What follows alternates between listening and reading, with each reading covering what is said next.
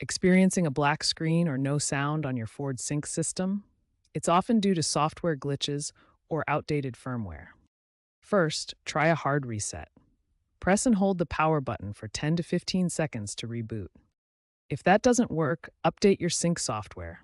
You can do this via a USB drive with files from Ford's website, or enable over-the-air OTA updates in your vehicle settings. For persistent issues, especially in older models, the Accessory Protocol Interface Module, APIM, might be failing, requiring professional servicing. Remember to back up your settings before any update. Ford is increasingly relying on over-the-air updates to fix sync issues. The 2024 update resolved black screen bugs in over 1 million vehicles.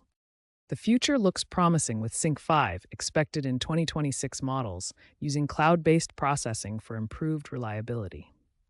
If resets and updates don't solve the problem, or if you have an older vehicle, like a 2016-2020 F-150 with hardware degradation, visit a Ford dealer.